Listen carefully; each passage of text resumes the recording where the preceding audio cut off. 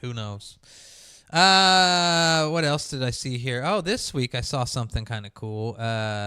Steam, I'm guessing this is probably a little bit of an issue. You don't hear a lot of complaints about it because you know what? If you can't read or see what you're downloading or buying when you venture into buying early access titles on Steam. And the early access program is a way for developers to kind of release their game in a quasi-beta status, but they can sell it. And people are in the know that this game is currently in development. You go into it with the thing that this may become something, it may become nothing.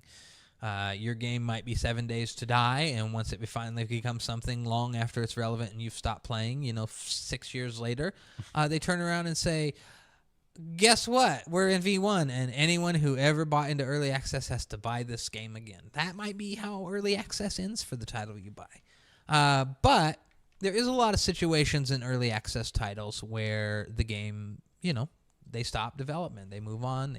They fail. They quit, whatever. Goes under, yeah. But it is still just sitting there, available to buy on Steam. Well, Steam has decided to. This also goes into you gotta know how to read. Gotta learn how to read what you're buying. They're gonna add this little note here. Is this an image? Yes. I think it is. Yes. Perfect. They're gonna add this little note that just basically says the last update made by these developers was over 18 months ago. The information and timeline described by the developers here may no longer be up to date. So anytime you buy something that's early access that you've never heard of when you're browsing Steam, you just always kind of look at the main page and see when the last updates were.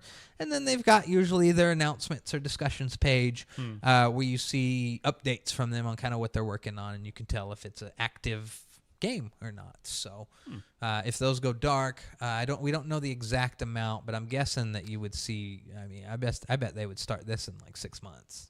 Like that's when you'd start seeing the no updates in the last 6 months. Because you got to keep those developers on their toes, Mm-hmm. and if they're not providing regular updates, then why buy their game? Yeah, what's the point of being in early access if this is how you're going to do it? Are you working on your game, or are you just messing around with my money, bro? Yeah, every game, it's not to rush it, but it's like, the end goal is to get out of early access. Yeah, get your game live so people can actually pick it up and buy it. So, this is, we're starting to see this being rolled out now on Steam, so they're kind of looking out for you a little bit if you're just glancing at stuff that's in early access.